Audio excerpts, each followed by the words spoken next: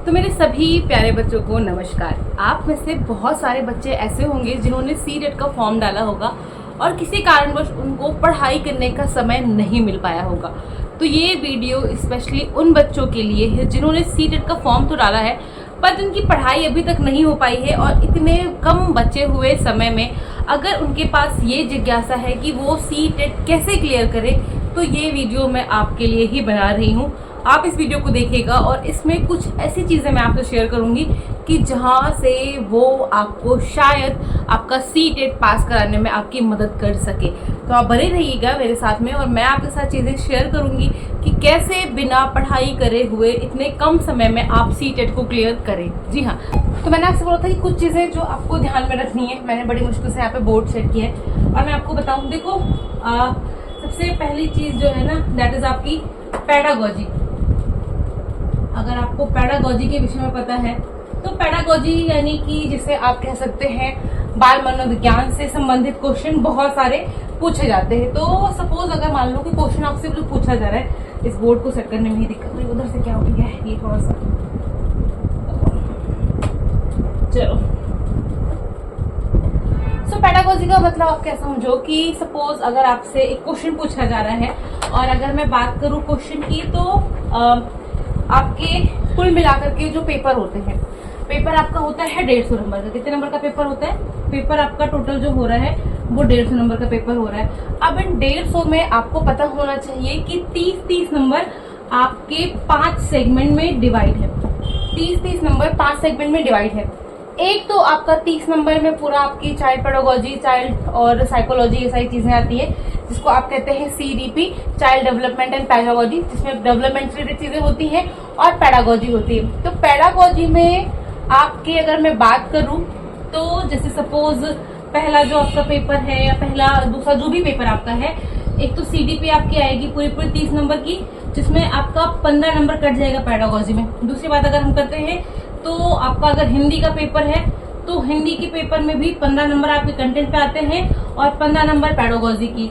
English की अगर हम बात करते हैं तो इंग्लिश में भी सेम विषय में 15 नंबर आपके कंटेंट में और 15 नंबर पेडागोजी में। बात करें हम अगर हमारे EVS की, तो EVS में भी सेम वही है, 15 नंबर आपके कंटेंट के, 15 नंबर पेडागोजी के, और मैथ का भी सेम यही है, 15 नंबर कंटेंट के, 15 नंबर पेडागोजी के।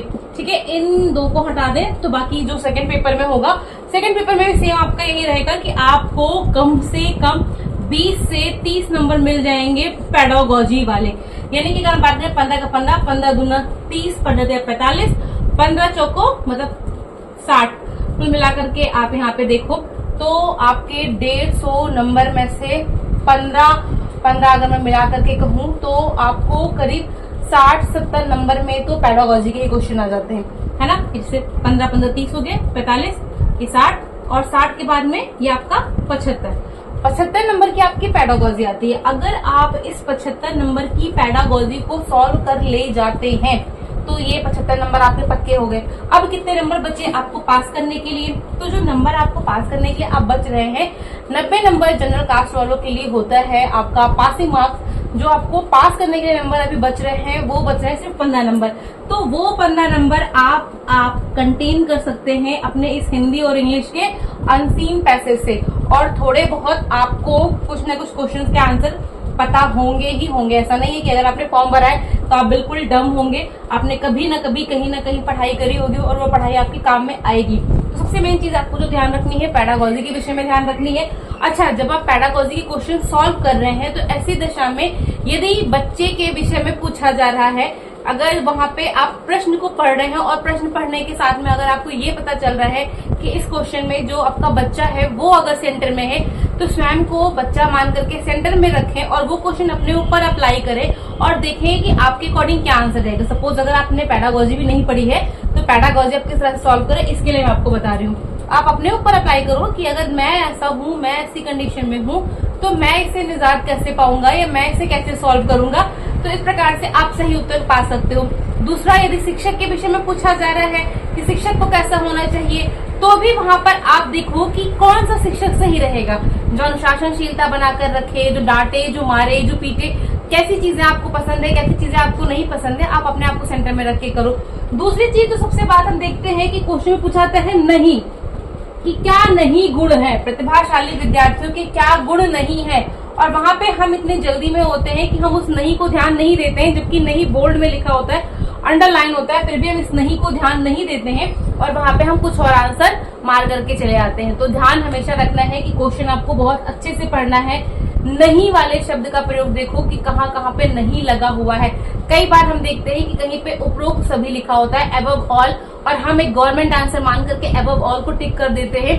तो वहां पर भी आप एक बार सारे क्वेश्चन को ढंग से पढ़कर तब अबव ऑल पे जाइएगा। तो ये कुछ आपके एक तरीके हैं, यानी कि हमेशा आप जब भी सीडीपी सॉल्व करो एक पॉजिटिव एक्सपेक्ट लेकर चलो। आपका जो ये पॉजिटिव एक्सपेक्ट है, यानी कि चीजें जो सकारात्मक दिशा में आपके इंगित करती हूँ उनको आप लेकर के चलो। दूसरा, जो आपके नहीं वाले क्वेश्चन है उन पर आप ध्यान दो। तीसरा, अगर बच्चे के विषय में बात हो रही तो खुद को एक बच्चा बना करके देखो। यदि शिक्षक के विषय में बात हो रही तो खुद को एक शिक्षक बना करके देखो। जिसे सेंटर में पाओ उस जगह पे खुद को रख करके देखो, आप अपने बहुत सारे आंसर को सही कर लोगे। तो इस प्रकार से 75 नंबर में से कुछ नहीं, यदि इन सारी युक्तियों को आपने यूज किया तो 60 नंबर आपके वैसे ही आ जाएंगे। बाकी आपकी जो ये आपके पठित गद्यांश और पद्यांश आते हैं या आपके अनसीन पैसेज जो आते हैं, क्योंकि हिंदी और इंग्लिश में यूपी टेट जैसी क्लिस्ट नहीं आती है, ग्रामर बहुत ज्यादा, ये रचनाएं बहुत ज्यादा नहीं पूछी जाती हैं। तो इस प्रकार से हिंदी और इंग्लिश आपके लिए एक स्कोरिंग सब्जेक्ट बन सकता है।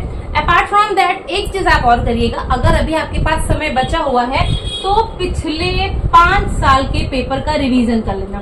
जो पिछले ये 5 साल के पेपर का रिवीजन है उससे भी आपको फायदा होगा। तो ये उन बच्चों के लिए है जिन्होंने अब तक की पढ़ाई नहीं करी है और अब कम समय बचा है और उन्हें सीटेट क्लियर करना है, तो ये सारी युक्तियां अपनाओ, 5 साल के पेपर को सॉल्व करो। आई एम डैम श्योर कि आप 90 में से लेकर के 100 नंबर तक तो ले आओगे। बहुत बड़ी नहीं फेंकूंगी कि आप 120-30 लेकर आओगे, लेकिन हाँ 90, 190, 100, 91, 92, 93 के बीच में नंबर आपके आएंगे।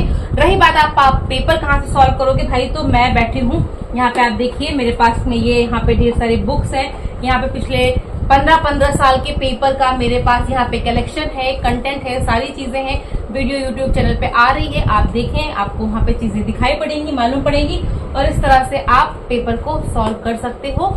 और मन करेगा तो वीडियो को लाइक कर लेना, अदरवाइज कोई बात नहीं। बस मेरा एक ये मोटो था कि आप सभी का सीटेट इस बार निकल जाए। ओके, थैंक यू, जय हिंद, बाय बाय, टेक केयर।